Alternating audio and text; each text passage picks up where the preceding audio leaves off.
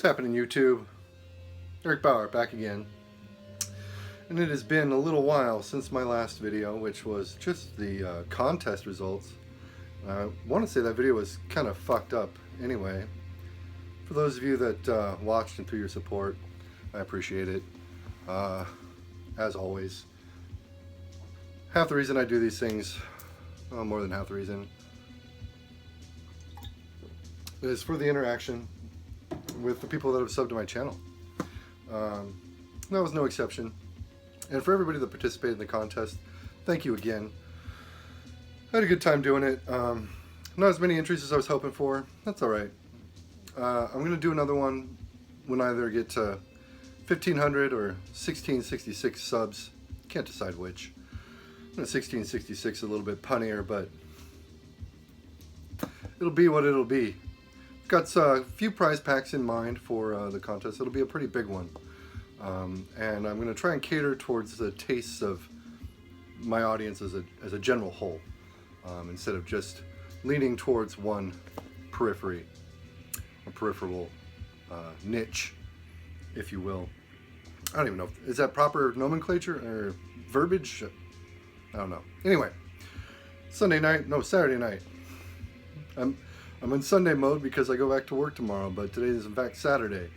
Nearly 8 o'clock. I'm going to try and bust this out and then get some more shit done before bedtime. As you all are probably aware, I don't generally do pickup updates anymore. I'd say like most YouTube channels, that's kind of where I started until I got more comfortable with the medium and talking about other things. However, this weekend's a little bit different because there have been a shit ton of sales, and my wife and I did a lot of thrifting between Thursday and today. So I've got a stack of stuff that I'm pretty fucking stoked about as far as finds in the wild go, and I want to share. None of it's music related.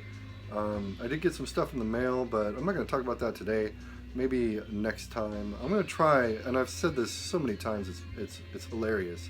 I'm going to try and be more regular with these updates. I need to get myself back in more of a regular flow. I do have a problem with motivation, which I think plagues a lot of YouTubers, the content creators. I'm no exception, far from perfect, for sure. And I definitely bust out fewer of these than I'd like to in the grand scheme of things. So anyway, without any further ado, I'm going to start talking about the shit that I fucking found while we were out and about thrift shopping. I'm going to start with a few DVDs. The rest of it's all VHS. VHS, baby. And it's a big fucking haul. So the first thing, Jason Goes to Hell. This is an out-of-print DVD as far as I know. It contains both the unrated and the rated version. I don't know why you'd want to watch the R-rated version when you have the unrated version available to you. This movie is kind of notoriously hailed as a big piece of shit. However, I fucking love this movie. It's so preposterous and ridiculous as far as the premise goes. I want to say it's even more outlandish than Jason X, which is another movie that sucks, but I totally enjoy. Great stuff, though. Really stoked to find this. Haven't had a copy of that in a while. Next up, out-of-print artisan version of The King of New York, starring Christopher Walken, Lawrence Fishburne, David Caruso, Giancarlo Esposito, and a bunch of other fucking people. Rae-Dawn Chong. This movie rules. I did already have this, actually. I had the double disc artisan special edition. This is just a single disc, but I long ago lost the cover and inlay cards, so I popped the old version in here along with the new one. It's kind of like a fucking ultimate. Tons of special features on here, but I couldn't tell you what they are because it's 2 discs combined, so that is what that is. Next DVD, Steven Spielberg's 1941. This movie garners mixed reviews from just about every resource or every source. I want to say it hasn't really been hailed as that great until maybe the last 15, 20 years. This movie rules. It stars Dan Aykroyd and John Belushi, of course. Like I said, Steven Spielberg directed, but the cast in this is insane. You got Ned Beatty, fucking Christopher Lee, Toshiro Mifune, fucking Warren Oates, Robert Stack, Treat Williams. Come on. And if you're not familiar about what 1941 is, it's like a farce. Basically, it takes place right after the Japanese bombed Pearl Harbor, when the people of Los Angeles lose their shit because they believe that the Japanese are coming to American waters during World War II. Great movie, hilarious. It's a little overly long, but I want to say that a lot of Spielberg's older movies kind of a little bloated. Jaws being another example. In fact, I don't really, honestly, I probably couldn't tell you where in the filmography of Spielberg 1941 comes into it. Pre Indiana Jones. It's great shit though. I love it. Warriors, Ultimate Director's Cut. Now, a lot of these probably have Blu-ray releases. I know King of New York got one via Arrow not too long ago, which looks like a really nice edition. I'd kind of like to pick that up. I'm pretty sure The Warriors has been released on Blue, but this is the version that I kind of grew to love in the mid-2000s. I watched this movie a lot because it's fucking great. Walter Hill, Warriors, man. There's not much I can say about it that has not been said by somebody else who is more verbose than I. Last DVD, and this was the find. Really hyped to find this because I missed out on the Blu-ray that Draft House released. I don't remember when it came out, probably around 2011, around there. After the FP, which if you're not seeing the FP, check it out. Shit fucking hysterical. I'm talking about The Visitor. Now, I did talk a little briefly about this movie when I was talking about Of Unknown Origin, because it is based off of a book called The Visitor, which I think has caused some confusion with some folks because they think that that book is actually based off of the book that this movie is based off of. But I don't think this movie is even based off of a book. All I know is that this movie is fucking batshit bonkers. It's got a great cast. You've got fucking Mel Ferrer, John Huston, Lance Henriksen, Glenn Ford, Sam fucking Peckinpah. Fucking that alone is a draw. The Visitor, fucking crazy shit. I've only seen it. It's like one of those movies that around 99, 2000, when I was working for Scarecrow Video, we would take the bootleg home that was rented out there and just fucking watch it over a lot of libations and herbal consumption. And not really catch any of, so it was just kind of background static. It's great stuff though, from what I do recall. This is the last DVD, so we're going to get into the VHS, and it's a pretty big fucking stack, as I said. So without any further ado, we'll start with this Scarface double tape edition. This was sealed. Hilariously, when I found it. Now, I want to preface this by saying that I do enjoy Scarface. It is a good movie. It's well directed. It's well written. The cast is really great. But I do also want to go on record as saying that Scarface is one of the most overrated movies of all time. Like, seriously. I can't even begin to tell you what I think of what I've kind of started calling like Scarface culture. I hate it. The movie though is fantastic. I didn't have it on any other format, so I fucking picked it up. I figured why not? It was 50 cents. And that was before the sale. Next up, is The Mangler. This is a Tobe Hooper film. Tobe Hooper, as you should know, directed Texas Chainsaw Massacre, Eaten Alive, The Funhouse, Texas Chainsaw Massacre 2, of course,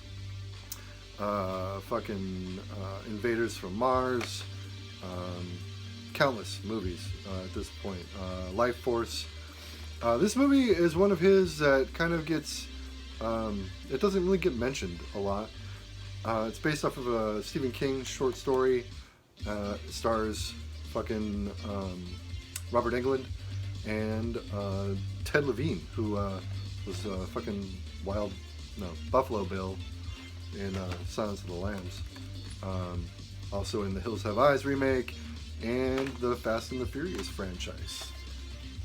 Good movie though, from what I remember. It's been a long time since I've seen it. Demolition Man, Snipes, Stallone, Dennis Leary. Not much more to say about Demolition Man. It's a classic. And since we're talking about gangster movies, Untouchables.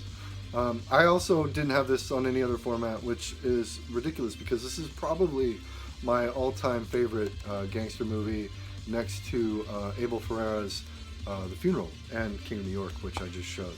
The Untouchables is fantastic. Robert De Niro as fucking Al Capone. Amazing performance. Probably what made me a fan of De Niro in the first place. Plus you've got great roles by Kevin Costner and Sean Connery and Andy Garcia, young Andy Garcia. This movie rules. And if you haven't seen The Untouchables, even if you're not if you're just a horror person, The Untouchables is fantastic. It's graphic, gory, and just it's great. It's great cinema. Vincent Price and The House of Wax. Love these old Vincent Price movies. Anytime I see one, I pick it up. I don't give a fuck what it is. Vincent Price, probably one of the best actors of the 20th century, in my opinion. Just great. Whether it's Abominable Dr. Phoebes, fucking House, what is it? God damn it. This is House of Wax. Fucking The Haunted. I'm drawing blanks. It's been a long weekend. Anyway, cool shit. I haven't seen this one in a long time. I want to say, in fact, that I've seen the shitty-ass remake with Paris Hilton more recently than I've seen this. Still on the lookout for 13 Ghosts with Vincent Price. And just, like I said, anything with Vincent Price, I'll fucking buy. Alien Nation. If you've seen that movie Bright on Netflix with Will Smith, it's basically a ripoff of this movie, only this movie doesn't suck. Bright had some good concepts, some good ideas, some good visuals, but it was ultimately mucked up by shoddy direction and a shit ton of CGI overuse.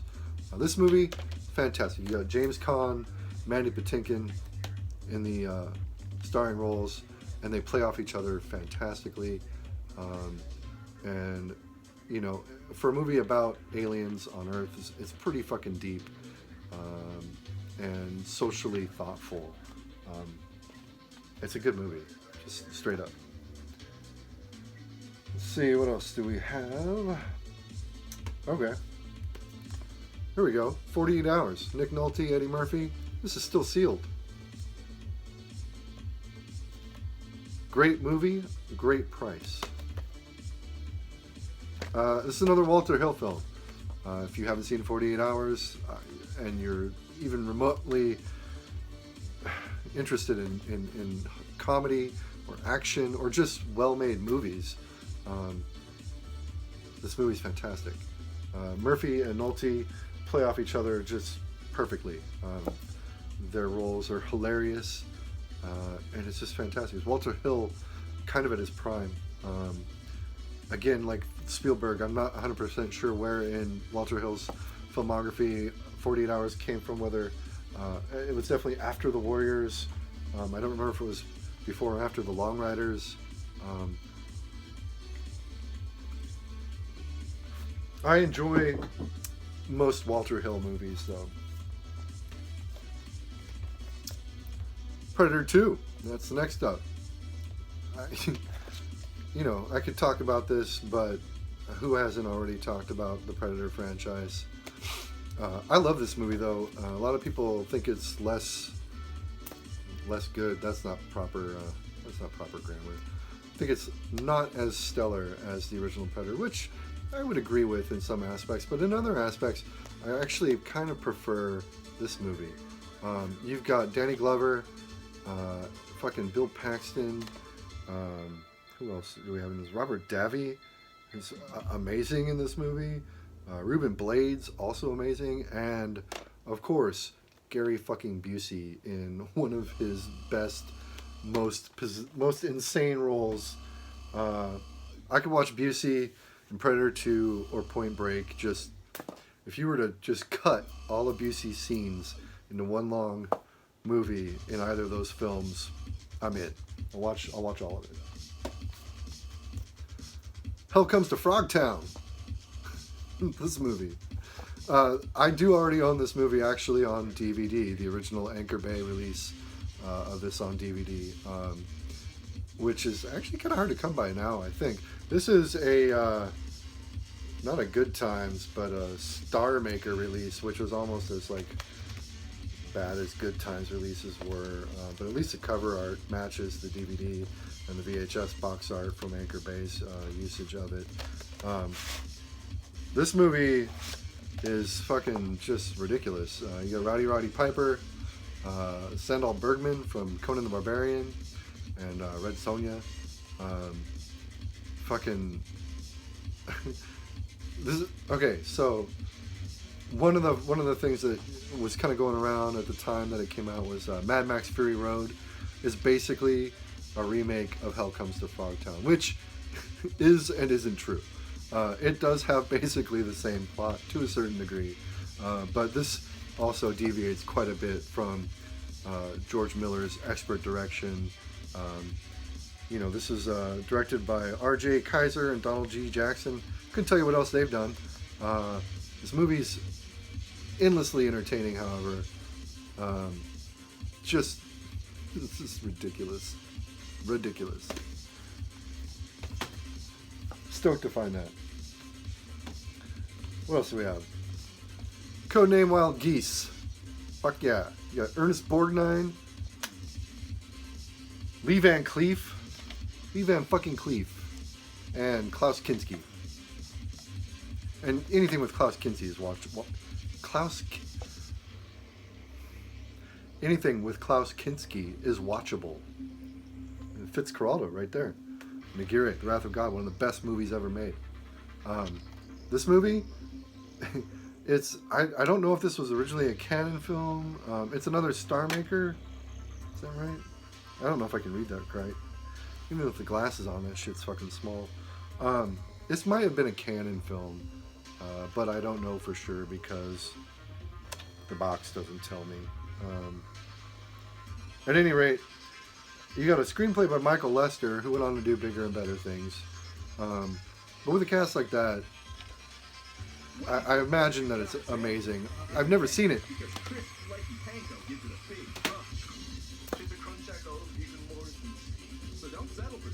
One second.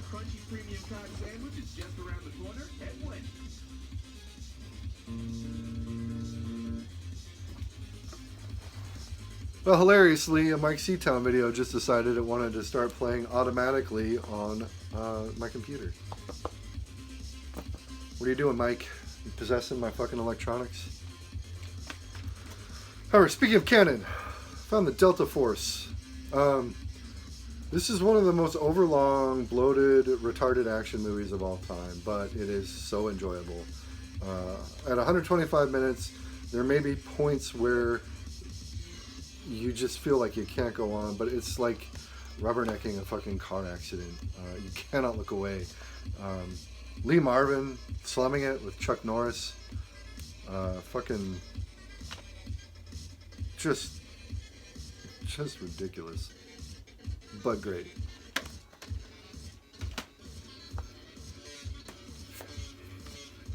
Cyborg, Jean-Claude Van Damme. This is my favorite Van Damme movie, believe it or not. Right in front of Hard Target, which is definitely the better of the two movies. But I love this fucking movie. It's so cheesy, and so like the acting is just so stilted, and the dialogue is just delivered so poorly, but earnestly. Like you can tell that Albert Pine, the director, is a fan of film. That he loves movies. He loves to make movies, and you can see that if you go into his filmography at all. This is great stuff, though. I have a really nostalgic spot for this movie. It's one of those films that I kind of latched onto when I was younger, and you know the appeal has never really gone away. Great stuff. Changing gears, Galaxy Quest. Fucking, you got Alan Rickman, Sigourney Weaver, Tim fucking Allen, the Home Improvement man. Home Improvement. Can't talk. Have you not seen this? Tony Shalhoub, Sam Rockwell. This movie's hilarious. I was skeptical when this came out. I didn't think I would enjoy it because at that point I was kind of obsessed with like Jodorowsky films and fucking Argento and Bava, that kind of stuff. But I went and saw this in the theater when it came out, and man, it was rolling. Hilarious movie.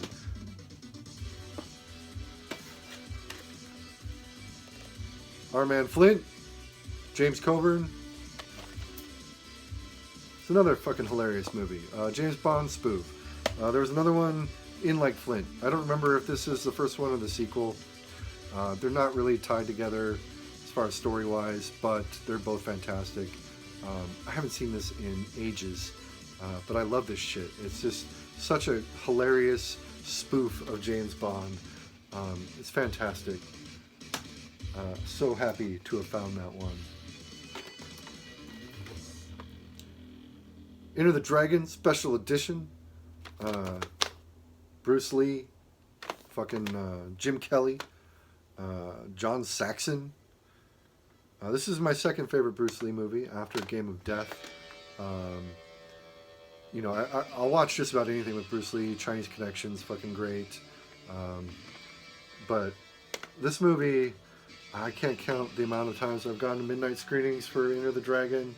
And it's just so colorful, and the martial arts are so well choreographed in this movie. It is a little over long. It's 135 minutes. So you're going to be sitting there for over 2 hours. But it's worth it. It's just so good. Some of the best fight scenes and fight choreography. Acting's a little, hit or miss. But it's great. And basically where the plot from Mortal Kombat came from. Here's another movie I've never seen. Fucking Gymkata. This was an old MGM big box that fucking is a cut box, obviously used as a rental by the previous owner. I have no idea what it's about other than that look at that cover. Terrible. But it's ninjas, so can't be like that awful. I mean, it probably could be, but anyway. Gymkata. Enter the Ninja. This actually completes my Ninja trilogy, Shokasugi Ninja trilogy on VHS. This is probably came from the same place as that one. It's got the same martial arts sticker up there. Spine. This is hilarious though.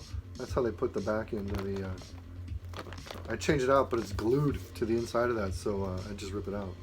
Be kind of a bummer.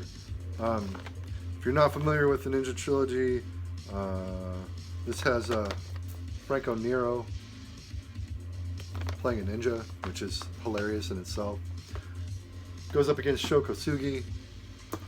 Great shit.